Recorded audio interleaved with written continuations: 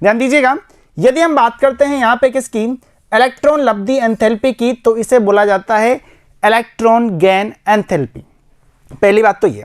अब इसको यदि मैं डेनोट करना चाहूं तो इसको कैसे कर सकता हूं, डेल इस तरह से यहां पे इसको डेनोट कर सकते हैं, इलेक्ट्रॉन गेन एंथैल्पी, इसको यहां पे इस तरह से बता सकते हैं। ठीक है जी। अच्छा जी, जब कोई उदासीन गैसीय परमाणु की बात हो रही है, जब भी कोई उदासीन गैसीय परमाणु में इलेक्ट्रॉन की हम बात करते हैं, इलेक्ट्रॉन को वो क्या कर रहा है, ग्रहण कर रहा है।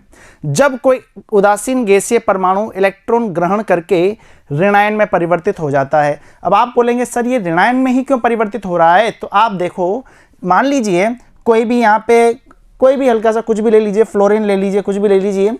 अब इनके अंदर यदि हम देखते हैं तो ये क्या होते हैं, ये क्या करेंगे भाई, जैसे कि फ्लोरीन की हम बात करते हैं तो 2 और 7 हुए। ठीक है। अच्छा, अष्टक पूरा करने के लिए कितना इलेक्ट्रॉन चाहिए इसको, तो आप बोलेंगे सर 1 इलेक्ट्रॉन चाहिए। 1 इलेक्ट्रॉन कहां से लेगा, बाहर से लेगा। अच्छा, 1 इलेक्ट्रॉन बाहर से यदि ये ले रहा है तो ये क्या हो गया, इसके ऊपर किसी का लोन हो गया ऐसे बोल सकते हैं, फिर इसने बोल सकते हैं इसने उधार लिया है। ठीक है, यानी कि ऋण इसने लिया है, तो ये क्या आ जाएगा यहाँ पे, इसके ऊपर ऋणायन आ जाएगा, यानी कि ये ऋणायन में परिवर्तित हो जाएगा। ठीक है। तो इस प्रक्रम में हुए एंथैल्पी परिवर्तन को उस तत्व की इलेक्ट्रॉन लब्धि एंथैल्पी कहा जाता है। आपके सामने लिखा हुआ है, कोई X जो है वो क्या है, उदासीन गैसीय परमाणु है। यदि हम उसमें इलेक्ट्रॉन मिला देते हैं या फिर इलेक्ट्रॉन ग्रहण कर लेता है वो, तो वो क्या होगा, यहाँ पे परिवर्तित हो जाएगा किसमें, ऋणायन में, और यहाँ पे कुछ ऊर्जा आपको मिलेगी। अब यहाँ पे बात करें तो सर जो ये वाली चीज है, ये वाली जो स्टेप है, इसमें जो यहाँ पे अपना इलेक्ट्रॉन गेन एंथैल्पी है उसका मान क्या आएगा, तो ध्यान रखिएगा, जब भी प्रथम चरण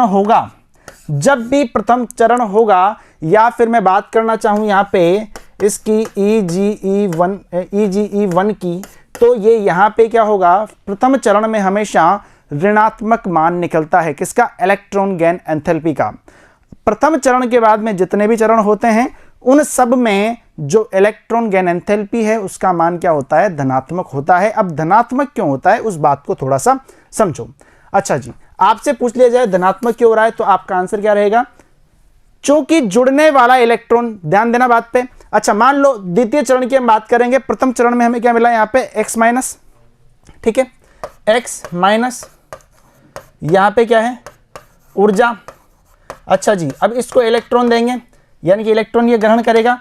अब इलेक्ट्रॉन यदि ग्रहण कर रहा है तो इलेक्ट्रॉन भी क्या है, यहाँ पे नेगेटिव है, इलेक्ट्रॉन क्या है, नेगेटिव है। अच्छा, ये क्या है, ये भी तो नेगेटिव है ना, बात को समझो, ये क्या है, नेगेटिव है, ये भी क्या है, नेगेटिव है। अब ये नेगेटिव नेगेटिव यदि जुड़ रहे हैं, यदि ये नेगेटिव नेगेटिव जुड़ रहे हैं तो ये तो एक दूसरे को प्रतिकर्षित करेंगे।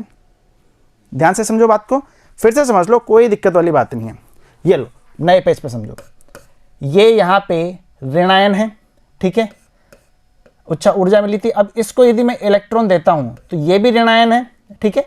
अच्छा, ये भी ऋणायन है, ये भी ऋणायन है, तो इन दोनों के मध्य क्या होने वाला है, तो आप बोलेंगे इन दोनों के मध्य प्रतिकर्षण होने वाला है, रिपल्शन यहाँ पे होने वाला है, ठीक है।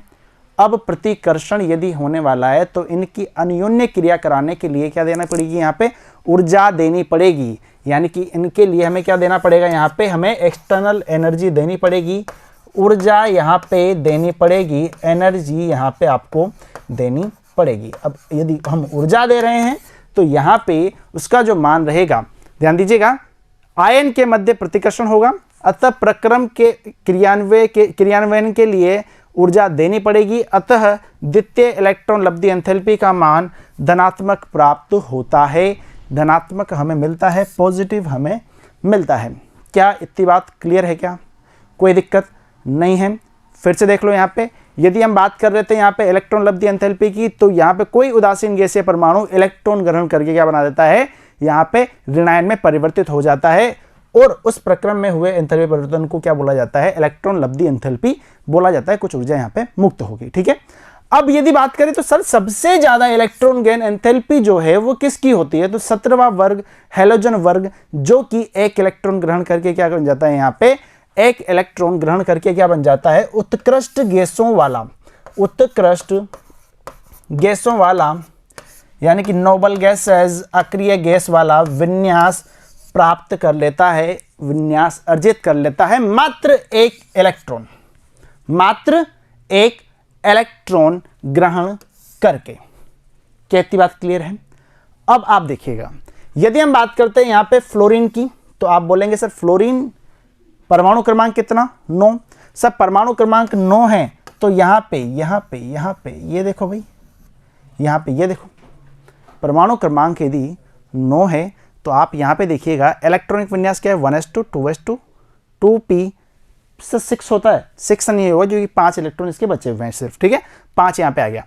अब इसको यदि मैं एक और इलेक्ट्रॉन यदि दे देता हूँ, यदि एक और इलेक्ट्रॉन इसको दे देता हूँ, तो इलेक्ट्रॉन्स की संख्या तो बढ़ जाएगी। अब इलेक्ट्रॉन्स की संख्या बाहर ही तो बढ़ेगी ना, यहाँ पे इस वाली जगह पे, तो 5 की जगह पे अब कितना हो जाएगा? यहाँ पे ये 6 हो जाएगा, ठीक है। क्या इतनी बात क्लियर है? और आपको पता है, ये लो प्रथम चरण की हम बात करते हैं तो क्या आता है? यहाँ पे नेगेटिव ही आता है। तो आपको इलेक्ट्रॉन लब्धि एंथैल्पी का यहाँ पे एक बेस तैयार हो गया होगा, ठीक है। बेस क्या पूरा का पूरा समझा दिया, ठीक है। यानी कि इलेक्ट्रॉन लब्धि एंथैल्पी क्या होती है? जब किसी उदासीन गैस से परमाणु इलेक्ट्रॉन ग्रहण करके ऋणायन में परिवर्तित हो जाता है, तो इस प्रक्रम में हुए एंथैल्पी परिवर्तन को ही क्या बोला जाता है? इलेक्ट्रॉन लब्धि एंथैल्पी बोला जाता है, ठीक है जी। अब बात करेंगे हम अगली क्लास में, जुड़े रहिएगा, धन्यवाद।